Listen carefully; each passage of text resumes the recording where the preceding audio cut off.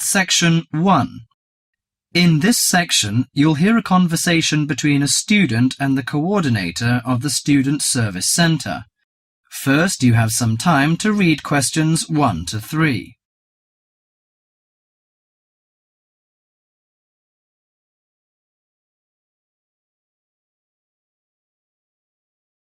Now listen to the conversation and answer questions 1 to 3. Hi, sit down, please. How can I help you? Thank you. I'm a student in the sociology faculty. I'm coming to ask for some information about renting a room in the college or near the campus. My name is Sarah.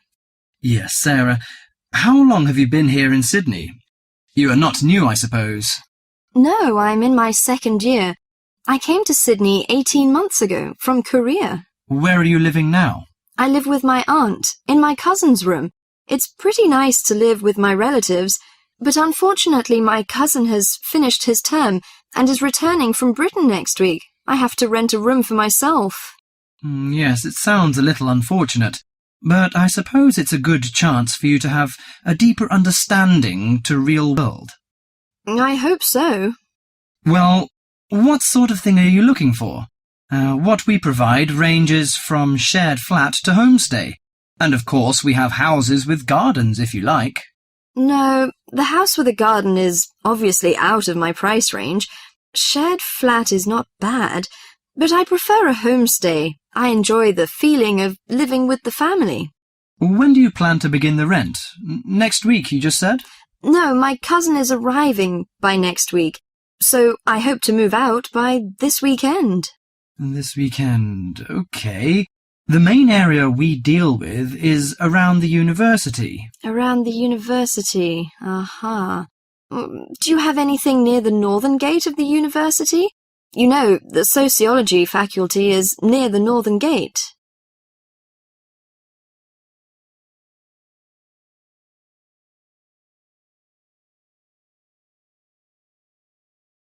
Before you hear the rest of the conversation, you have some time to look at questions 4 to 10.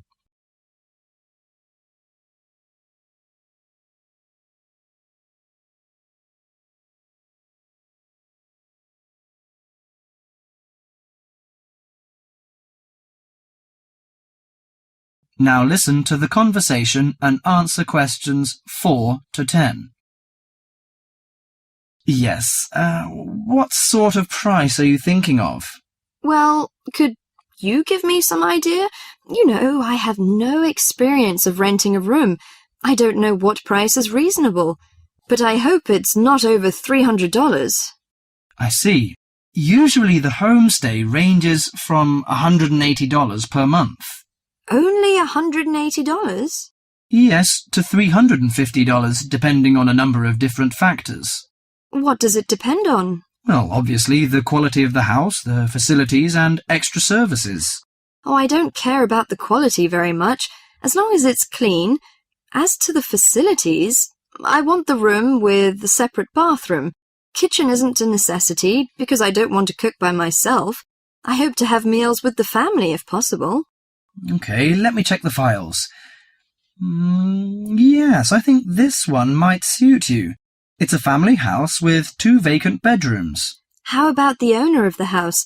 I mean, is it a family or... According to the file, it is a retired lady. She wants to find college students as tenants. That's great. What's the condition of the rooms? The bigger bedroom is furnished and with a bathroom, and the rent is $320 per month. The smaller one charges $250. It is furnished too, but without bathroom. Oh, $320. It's a bit out of my range, but I think I prefer the bigger one. How about the meals? Well, the rent includes breakfasts and suppers. No lunches, however. You have to buy your lunch. That's no problem. I usually have my lunch in the college cafeteria. And that doesn't cover the water bill and electricity fee, but the laundry is included. Fine. Could you tell me the address? Yes, it's on 323 West Park Road. Let me get that down. 323. Okay, it's near the university. So, When can I have a look at the room? You know, I'm a little pressed for time. The file says the landlady is in every afternoon, so this week, say, Friday? Oh, I'm afraid I can't make it then. I have a lecture on Friday afternoon till 5:30. How about Thursday? OK, that's fine. Would 5 be OK? Yes, fine. Just come here. Yes, here in the student service office. Oh, before I forget, before moving, you have to pay 1 month's rent in advance. Really? Oh, I didn't know that before. Could I ask why? As the deposit. You know, in case you damage the property or move out without giving notice. Usually this doesn't happen, but standing in the owner's shoes... Yes, I understand it all. So that's $320. OK, I'll take the money. If I'm satisfied... Well, a word of advice. Don't forget to get a receipt when you pay the deposit or rent. Yes, thank you so much. That is the end of section 1.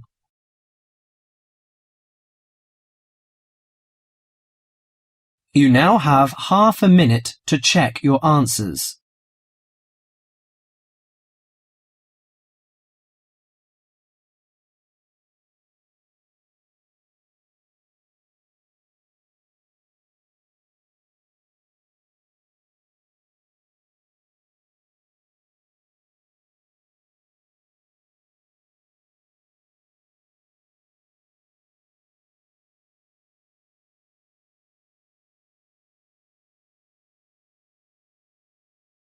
Section 2.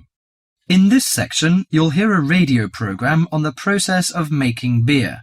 First, you have some time to read questions 11 to 21.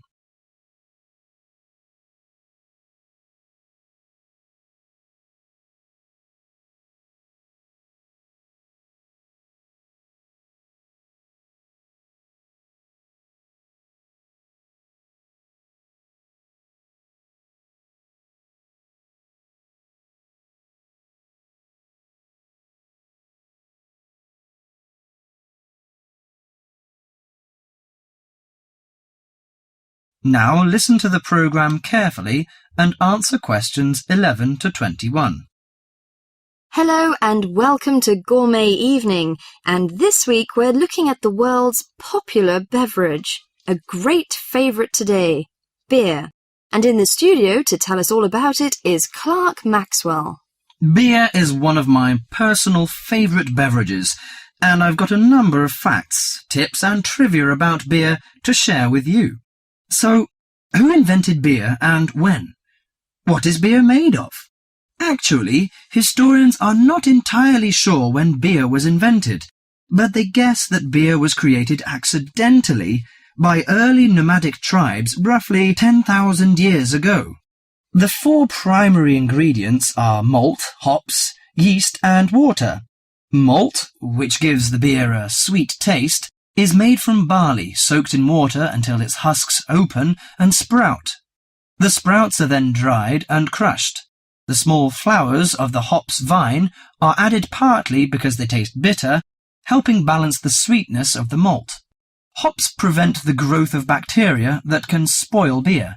Yeast is responsible for fermentation, which creates the alcohol and carbonation. Beer makers sometimes use additives or substitutes for malt or hops. Substitutes such as corn or rice can make a beer lighter or cheaper to produce. Adding fruit gives beer a fruity taste. Beer is not high in alcohol, as we know. The lowest type, light beer, contains no more than 2% alcohol, and the highest may reach 6%. Other drinks such as wine are more alcoholic. Wine contains 8 to 20% alcohol. But that is not to say drinking beer is no danger at all. Like all alcoholic beverages, beer can make it difficult to drive and think clearly. Excessive drinking can also lead to liver damage, high blood pressure, stomach ulcers, and other health problems. However, beer also helps prevent some health problems when consumed in moderation. Beer contains a moderate number of vitamins and minerals. Studies have shown that small amounts of alcohol can reduce the risk of heart disease. Beer also contains selenium, a mineral that promotes bone growth. and helps reduce the risk of osteoporosis. I suppose many of you think beer can give you a beer belly, but you are mistaken. Genes determine how fat is deposited. No food or drink can create fat deposits in specific areas of the body.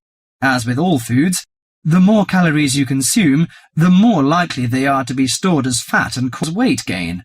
Beer contains no fat and averages 150 calories per serving. Well, one more thing. Pay attention to the storage and containers of beer. They will affect its taste. It's a mistake that the taste of beer improves with age, like that of some wines. Beer is a food product that will eventually become stale. It should be stored in a cool, dark location before consumption. And the colour of a bottle can influence the flavour. Brown bottles block out light that reacts with the hops, which could damage the flavour. Green or clear bottles provide little or no protection from light damage. Do you know which country drinks the most beer? Although Britons consume a great deal of beer each year, it's not even on the list of big consumers. Actually, the Czech Republic consumes the most beer, at 156 litres per person per year, followed by Ireland and Germany. That is the end of section 2.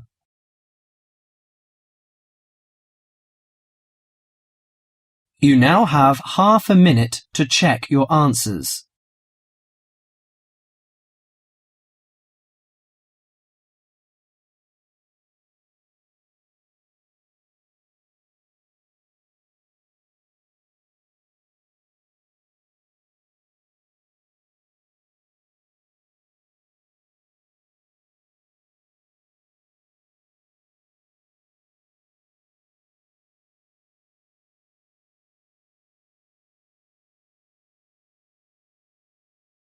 Section 3. Here you'll hear a conversation at the counselling service. First, you have some time to read questions 22 to 30.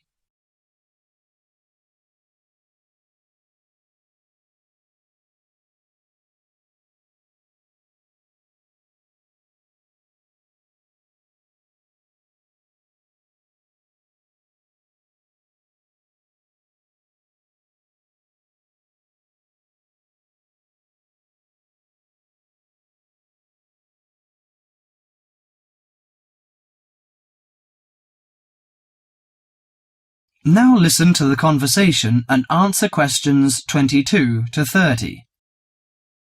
Hello, sit down, please. Thank you.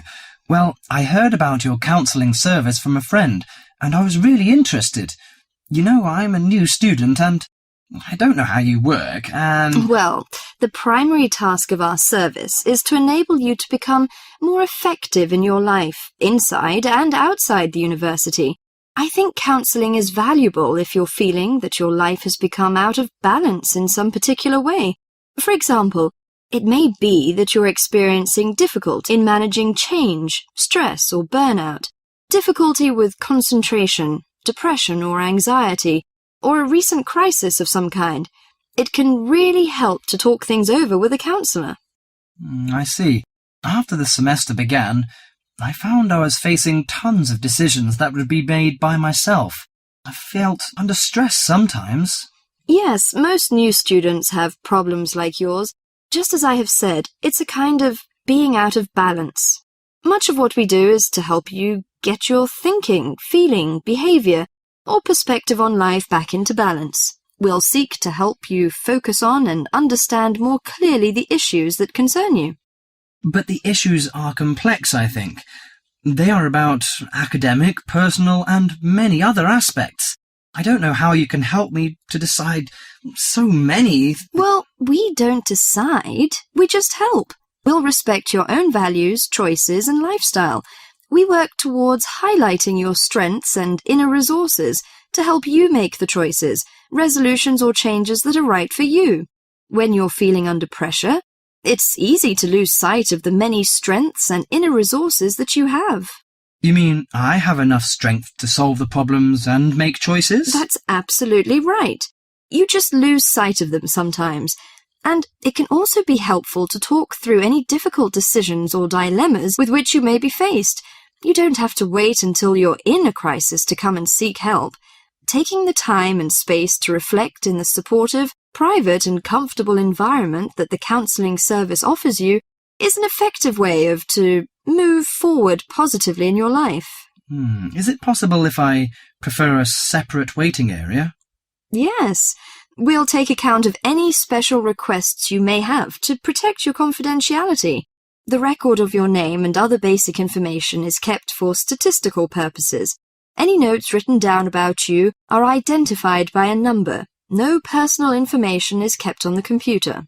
How do I know what particular counselling I need to balance myself? Well, as you've noticed, when you approach the service for counselling, you will be offered an initial half-hour assessment interview with one of the counsellors. They can answer any questions you may have and help you to assess whether individual counselling is the best way forward for you. It is the initial assessment interview. If it is thought appropriate, a referral can be made to a variety of medical, therapeutic or psychiatric services in the community, or we can just begin weekly counselling sessions. How do I make an appointment if I need regular counselling? If you decide to proceed with regular counselling, you will be offered the first available appointment, often with a different counsellor. Each session would be for 50 minutes, and usually you would meet with your counsellor once a week. The average number of sessions that we see people is 5, but that can be extended. You can decide on your preferred time, early morning or late afternoon. It sounds pretty useful. I hope I can adapt to the new life with your help. You certainly will. Actually, going away to university is a time of transition and personal development. Evidence suggests that the vast majority of students who have been for counselling do find it a valuable experience. That is the end of section 3.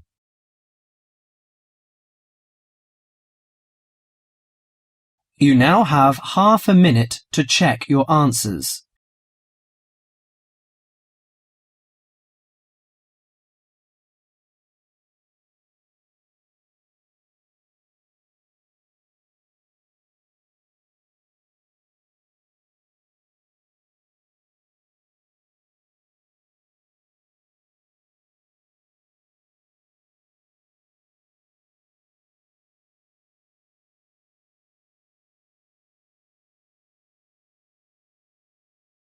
Section 4.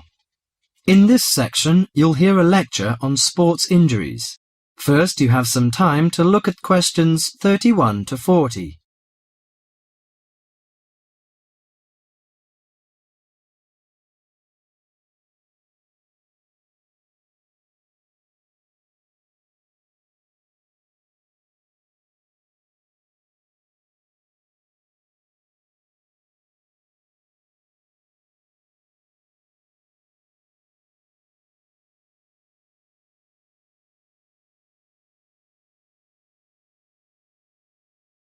Now listen to the lecture carefully and answer questions 31 to 40.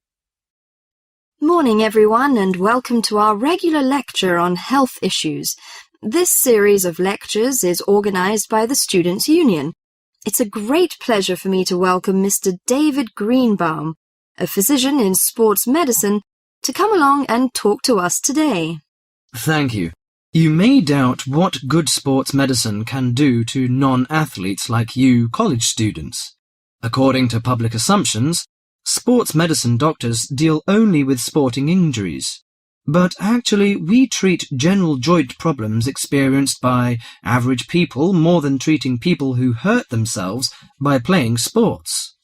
So, whether you're an athlete or not, a sports medicine physician can help you start off every day on the right foot. If you are a college athlete or a sporty person, you must stay at the top of your game. But how do you maintain best physical fitness? You should be under the watchful eye of your sports team physician. Sports medicine doctors offer total care treatment, such as customized workouts, immediate care of injuries, and surgery when needed. A sports medicine doctor's training falls within the specialty of orthopedic surgery. As such, it focuses on the cartilage, ligaments, and muscles involved in your body's movement. So, how do injuries happen? Most of us take for granted the intricate interactions of our bones, muscles, and ligaments until they are damaged. When injured, these tissues can degenerate, causing your joints to ache and feel stiff. Even ordinary daily movements such as walking and bending may cause a sports injury through overuse. Furthermore, the normal wear and tear on your body's tissue may become more taxing as you age. To prevent such problems, especially as you begin a fitness exercise, your sports medicine doctor offers total care. This includes X-rays to identify potential trouble spots. Afterwards, he helps you set an exercise routine that fits your body's present condition. Do you know your joints? Your body's most complex structural feature is its joints. Your joints allow you to grasp, twist, sit, and even feed yourself. Repetitive motions, however, may lead to chronic overuse of the soft tissue connecting bones at the joints. This overuse can result in injuries such as tennis elbow or even carpal tunnel syndrome. A more severe type of injury occurs when you lose your balance, thereby putting a joint under abnormal stress. Worse still, you could suffer a bone fracture. When a traumatic injury happens, effective medical care is crucial. Improper treatment of any joint injury can cause permanent loss of flexibility and recurring joint pain. As quickly as possible, the doctor applies ice packs to your injury. Ice deters swelling and inflammation, so you feel less pain. After keeping it iced for the first 48 hours after injury, the doctor begins therapeutic exercise of your wounded joint. Recently, a new treatment for degenerating joints has been developed, which is a product called orthokin. The treatment involves combining healing proteins with a sample of the patient's own blood. The injured joint then receives an injection of the mixture. This new technology stimulates our own white blood cells to produce large quantities of protective protein. Our cells make this protein naturally, but not in sufficient amounts to protect the damaged cartilage in our joints. It also has the advantage of convenience and lack of side effects. Here are some suggestions on how to prevent sports injuries. Use appropriate protective equipment. Maintain proper lighting in the training area. Have adequate rest. Avoid alcohol and drugs in order to prevent injuries. Follow a regular fitness training program to improve overall coordination and endurance. Better endurance will absorb pressure and prevent injury. Perform adequate warm-up exercises before training or performance. Avoid performing sports or work when you are sick. Most injuries happen when one is fatigued. Avoid treatment by dubious health practitioners. Use of inappropriate massage, adjustment and homemade medicine, often with steroids or other non-tested drugs, can cause more damage to the injury. That is the end of section 4.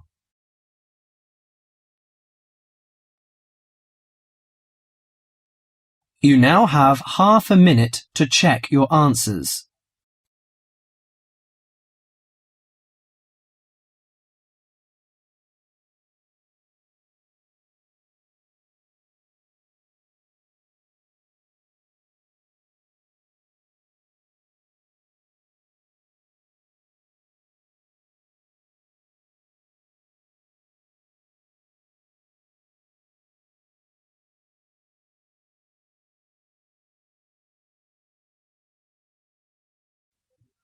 That is the end of the listening.